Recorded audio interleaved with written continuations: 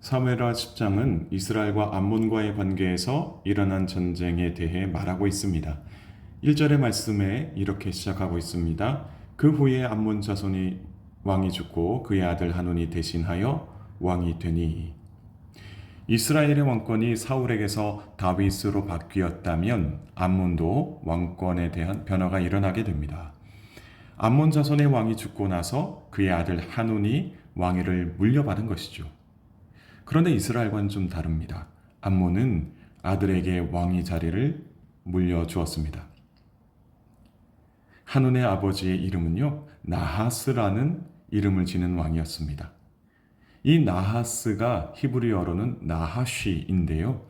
이 단어의 뜻은 뱀이라는 뜻입니다.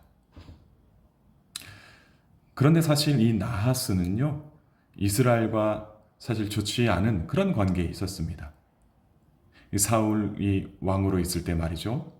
왜냐하면 이 나하스는 길랏 야베스 사건으로 인해서 사울과의 관계가 별로 좋지 못했기 때문입니다.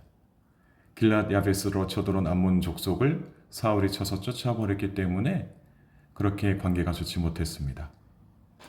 그러나 사울과는 다르게 다윗과 나하스의 관계는 괜찮았던 것 같습니다. 2절의 말씀입니다. 다윗이 이르되 내가 나하스의 아들 하논에게 은총을 베풀되 그의 아버지가 내게 은총을 베푼 것 같이 하리라 하고 다윗이 그의 신하들을 보내 그의 아버지를 조상하라 하니라. 다윗의 신하들이 암몬 자손의 땅에 이르매.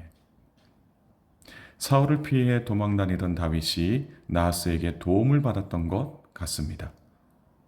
그래서 다윗이 말하죠. 내가 나하스의 아들 하논에게 은총을 베풀되 그의 아버지가 내게 은총을 베풀었던 것 같이 하리라. 그러니까 도움이 절실히 필요했을 때 나하스가 도와주었다라는 것입니다. 다윗이 이렇게 나하스에게 도움을 받았듯이 이제 막 왕의 자리에 입문하게 된 나하스의 아들 한운을 도와주려고 했던 것입니다. 그래서 다윗은 나하스의 장래에 신하들을 보냅니다. 한온과 함께 슬픔을 나누려고 했던 것이죠. 그렇게 다윗의 신하들은 암몬 자손의 땅으로 가게 됩니다. 그런데 문제는 여기서 발생합니다. 암몬 왕 한온의 측근들이 자기 땅으로 들어오는 이 다윗의 신하들을 보고서 왕에게 이상한 말을 전하게 됩니다. 왕이시여, 다윗의 낌새가 이상합니다. 다윗이 왜 우리들에게 이 신하들을 보냈을까요? 이런 말을 하게 된 것이죠. 사실 다윗은 전혀 이상한 의도를 가지고 신하를 보낸 것이 아니었습니다. 오히려 한울을 좀 도와주기 위해서, 한울과 함께 슬픔을 나누기 위해서 신하들을 보냈다라는 것이죠. 장내에 가서 위로의 말을 전하고 또 무엇이 필요하고 어떤 부분을 다윗이 도와주면 되겠는지 면밀히 살펴보고자 이 신하들이 그곳으로 간 것입니다. 그런데 한온의 신하들은 이 다윗의 정탐꾼들이 암몬의 상황을 파악하여 이스라엘이 암몬을 정복하려고 한다라는 그런 말을 전하게 됩니다. 이 말을 들은 이 한온이 얼마나 화가 났겠습니까? 분노하여서 다윗의 신하들에게 수치를 안겨다 주었다라고 합니다. 4절의 말씀을 보면요. 그들의 수염을 절반 깎고 의복의 중동볼기까지 잘라 돌려보낸 것입니다. 너무나도 우스꽝스러운 몰골로 쫓아보낸 것이죠. 그렇게 다윗에게 돌려보내면서 야, 내가 네 속을 모르지 않냐? 하는 식으로 다윗을 비웃은 겁니다. 이 상황이 다윗에게 전달이 되었습니다. 다윗은 자신의 신하들이 수치를 당한 것이 너무나도 화가 났습니다. 신하들이 수치를 당한 것은 곧 자신이 수치를 당한 것과 마찬가지였습니다.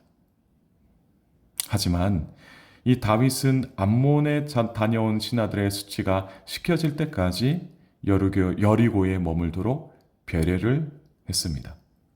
그리고 먼저 암몬에 쳐들어가기보다는 그 상황이 어떻게 일어난 일인지 좀 살펴보려고 했던 것 같습니다. 지금 신하들이 어디에 있다고 했나요? 여리고에 있다라고 했습니다. 이 여리고는요, 요단강 동편에 있는 나라에서 들어오게 되는 그런 초입에 위치한 그런 지역이었습니다. 그러니까 신하들이 이스라엘 안을 돌아다니면서 사람들에게 조롱당하지 않도록 다윗이 특별히 배려해서 그 여리고라는 곳에서 머물도록 한 것입니다. 그러나 이 상황을 보고서 다윗이 먼저 암몬 자손을 쳐들어간 것이 아니라고 했습니다. 오히려 암몬이 스스로 생각하기를 우리가 다윗에게 미움을 샀구나, 그렇게 생각하게 된 것입니다. 그래서 암몬이 다윗이 쳐들어올 거야 하는 생각에 다른 족속들에게 원군 요청을 합니다. 어떤 나라의 원군 요청을 했을까요? 6절의 말씀입니다. 암몬 자손들이 자기들이 다윗에게 미움이 된 줄 알고 암몬 자손들이 사람을 보내 벳르홈 아람 사람과 소바 아람 사람의 보병 2만 명과 마가 왕과 그의 사람 1,000명과 돕 사람 12,000명을 고용한지라.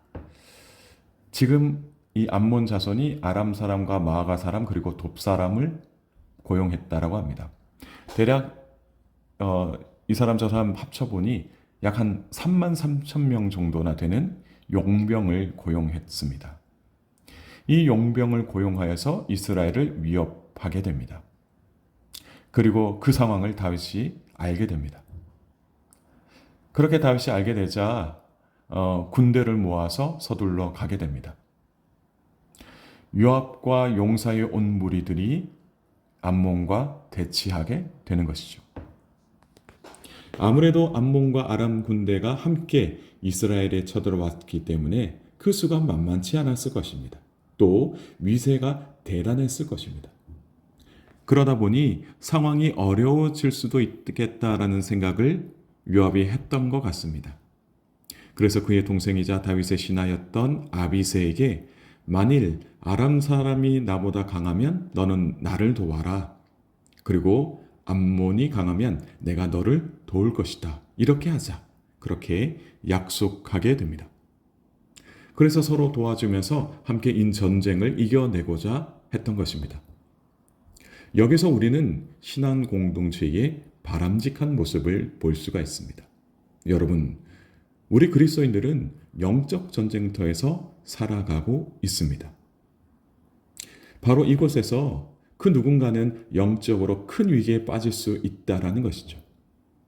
누군가가 영적으로 큰 위기에 빠져 있는 것처럼 또 언젠가 나 역시도 마찬가지로 그런 영적 위기를 맞이할 수가 있는 것입니다. 그래서 알고도 모른 척 하는 것이 아니라 서로 도와주자, 영적으로 서로 살펴주자, 말씀과 기도로 서로 세워주고 위로하면서 그렇게 하나님의 뜻을 이루자. 그것이 바로 신앙 공동체의 바람직한 모습이다라는 것입니다.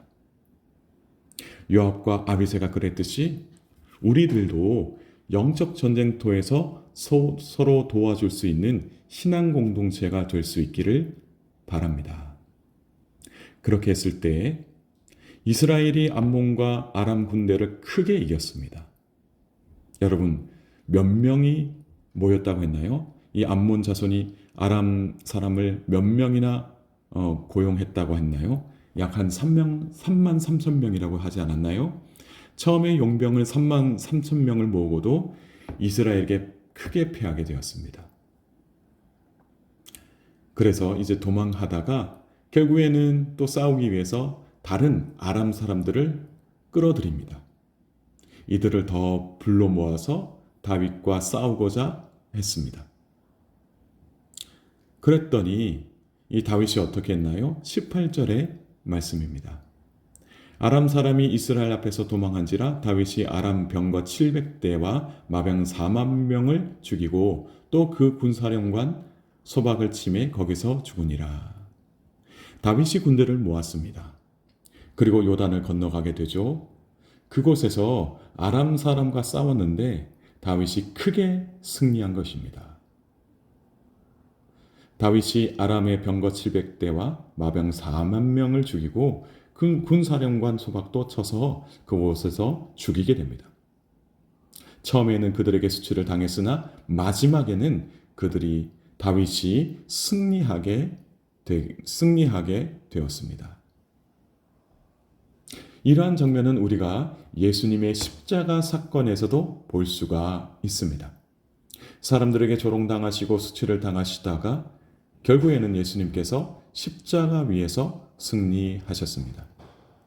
예수님은 죄와 사망의 권세를 물리치시고 죽음의 권세로 인하여 포로가 되었던 우리 모두를 구원하시며 참된 자유를 주셨습니다. 여러분, 하나님은 승리의 하나님이십니다. 그래서 우리가 이 세상에서 하나님을 의지할 때 우리는 승리의 기쁨을 누릴 수가 있는 것입니다. 우리가 승리를 했을 때에 우리를 대적하는 자들이 어떻게 될까요? 19절의 말씀을 보면요, 이렇게 나와 있습니다. 그러므로 아람 사람들이 두려워하여 다시는 암몬 자손을 돕지 아니하리라. 악한 영이 아무리 많은 무리를 몰고 우리에게 대항한다 할지라도 우리와 함께 하시는 승리의 하나님을 이길 수가 없습니다. 함께 하시는 하나님의 은혜로 우리는 삶 속에서 날마다 승리할 수가 있는 것입니다. 여러분, 이 세상은 하나님과 함께 동행하는 우리 그리스도인들을 두려워할 수밖에 없습니다.